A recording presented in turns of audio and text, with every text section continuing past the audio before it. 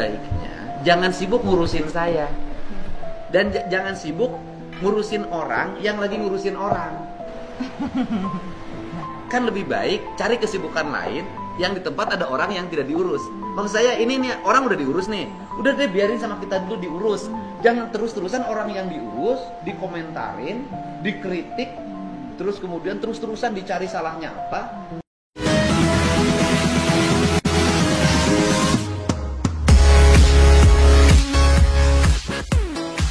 Kang Deddy Mulyadi berkata bahwa sebaiknya ya jangan ikut campur urusan orang lain, mending ngurusin kayak yang ada di jalanan, memperbaiki jalanan maupun memperbaiki masalah-masalah yang ada pada masyarakat, bukan malah mengkritik soal kebijakan yang bagus dan berjalan lancar seperti itu ya.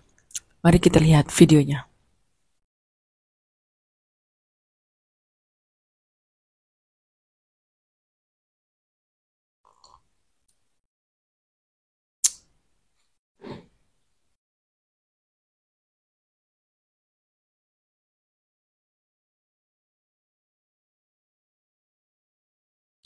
Nah, ini detik-detik jejak digital itu nggak bakal pernah hilang ya.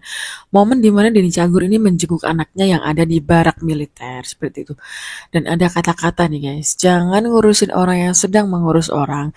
Lebih baik cari kerjaan lain yang berguna bagi masyarakat. Nah itu kata-kata dari Kang Deddy Mulyadi seperti itu. Lanjut lagi. Kan saya tadi diwawancara oleh wartawan Tempo, ya kan, menanyakan bahwa KPAI meminta ini dievaluasi. Saya katakan begini deh, sebaiknya jangan sibuk ngurusin saya, dan jangan sibuk ngurusin orang yang lagi ngurusin orang. Kan lebih baik cari kesibukan lain yang di tempat ada orang yang tidak diurus. Maksud saya ini nih, orang udah diurus nih, udah deh biarin sama kita dulu diurus. Jangan terus-terusan orang yang diurus dikomentarin, dikritik, terus kemudian terus-terusan dicari salahnya apa. Lebih baik kan nyari anak-anak yang tidak diurus, yang ribuan tuh banyak dia masih berkelahi di jalanan. Maksud saya gitu, udah deh ini mah urusan saya, mau lagi diurus. Kayak gini loh Bu, kan kita marah kadang-kadang, kita lagi ngurus ini, orang sibuk mengkritik, tapi mengkritik pada sesuatu yang lagi diurus, sedangkan di sebelah sana yang tidak terurus banyak. Udah deh kamu itu aja urus, ini udah biarin. Tapi di kita ini biasa Pak,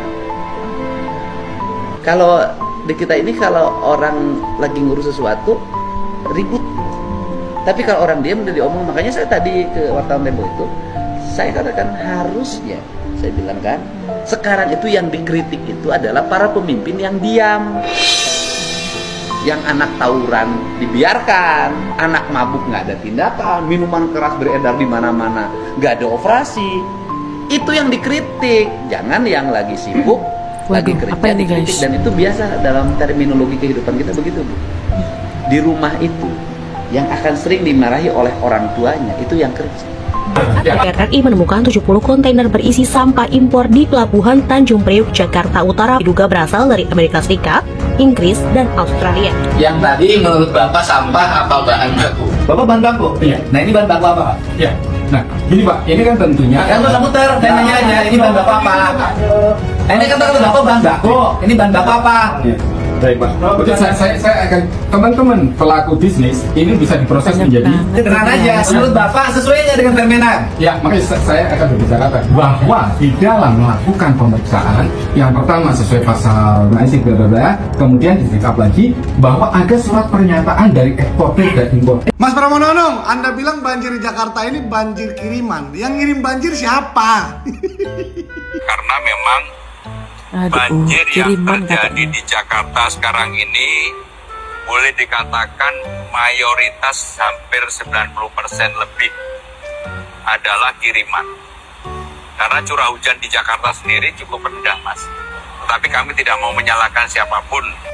Saya mohon maaf yang sebesar-besarnya terhadap warga Bogor atas musibah yang dialami pada saat ini.